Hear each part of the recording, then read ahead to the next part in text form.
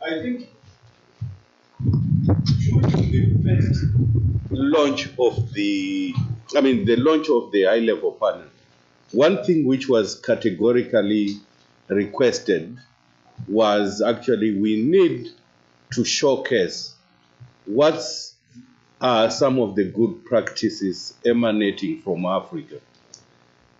And the technical committee was sort of instructed to look at some of these good practices, and we were given guidance on some of the countries to look for the good practices.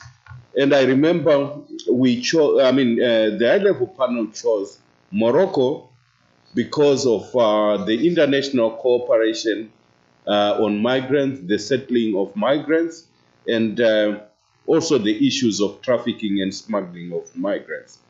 Then secondly, Senegal was chosen because of its underlying factors of immigration. Cameroon was also included to look at the drivers of migration. South Africa was included more to look at migrant rights.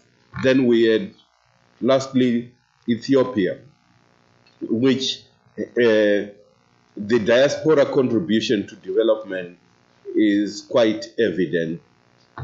So we were very fortunate enough that there was a parallel process going on. As I said in my presentation yesterday, we had the Global Compact already going on. And when we're doing these consultations at sub-regional level, which is like ECOWAS, SADC, and so forth, we also decided to look in detail in these countries.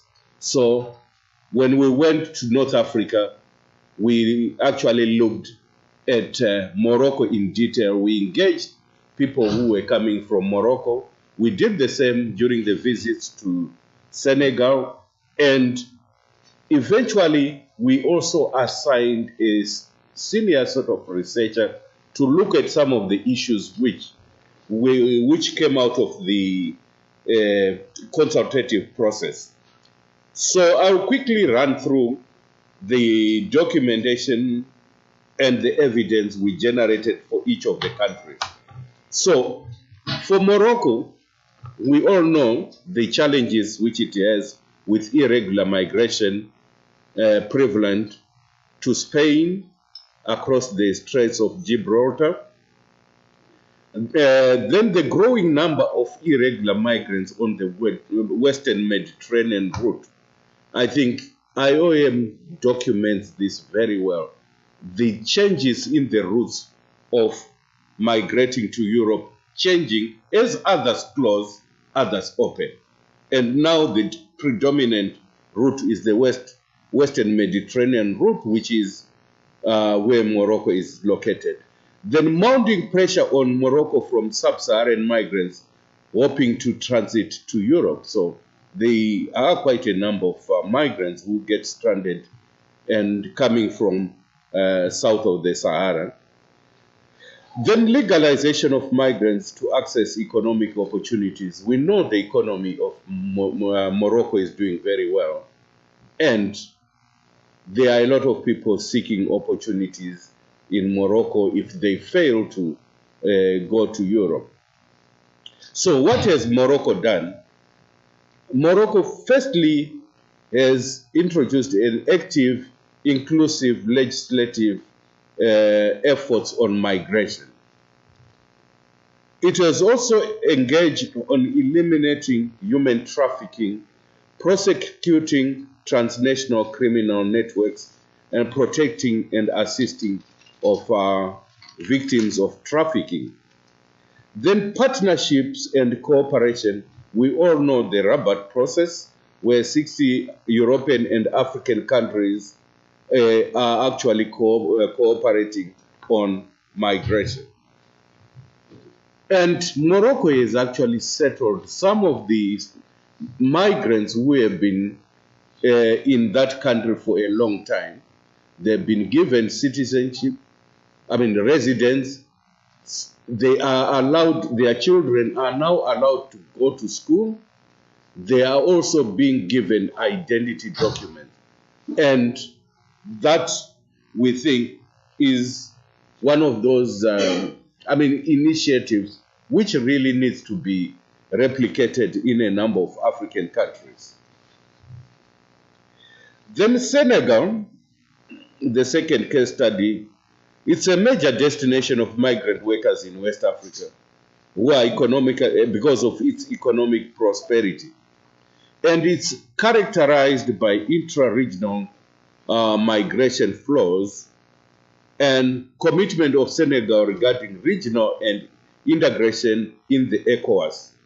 And it's one of those which is committed to the free movement of persons. So it will be a very good case study that what does it do with this adoption of the free movement of people.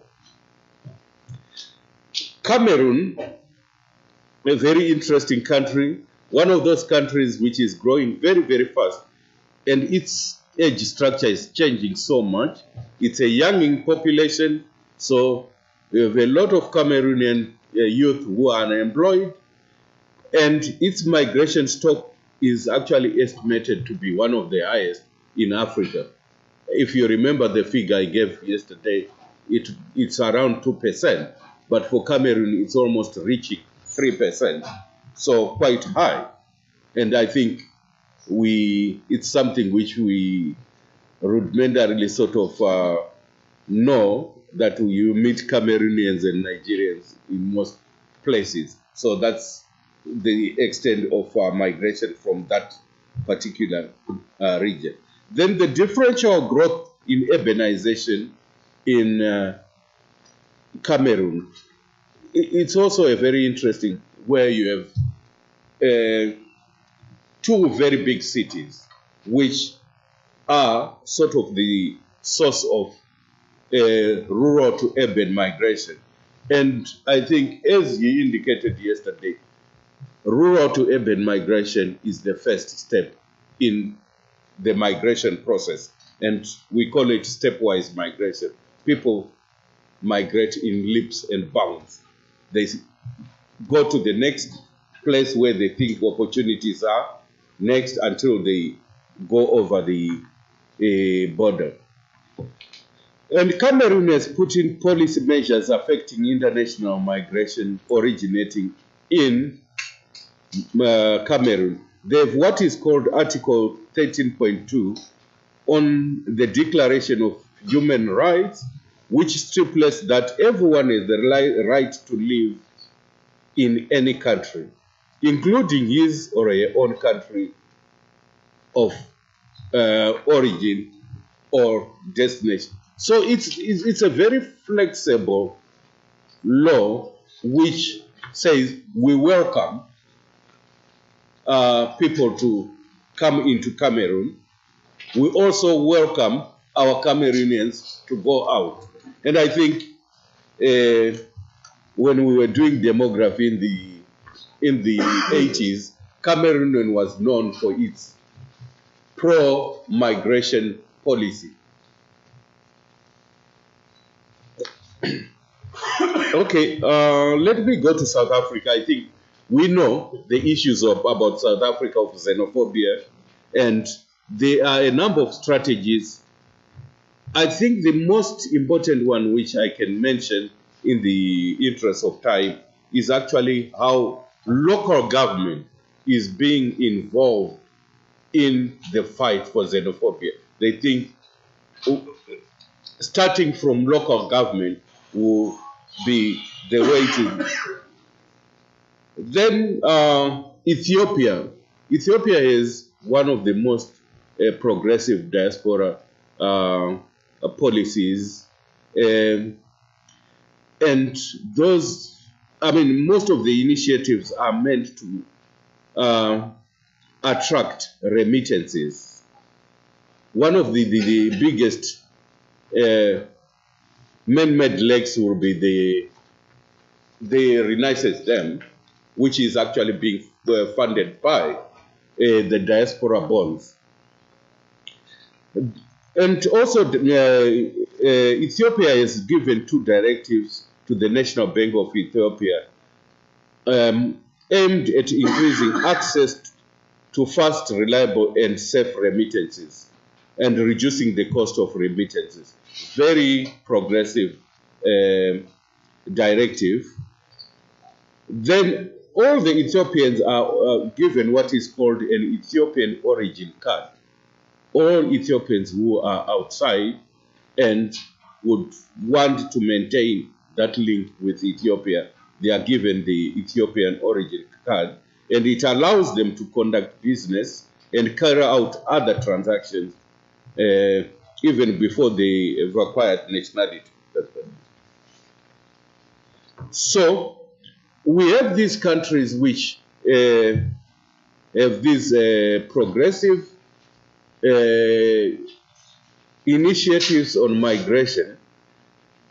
The reports for the 5 countries, we are actually editing them. They will be available. People can read them. The high-level panel can actually look at it, look at them in detail and provide us comments. We are also open for more case studies. I think Uganda has actually come up with, Almas has come up with the Ugandan case study. I don't know whether you can want to do that one in 2 minutes.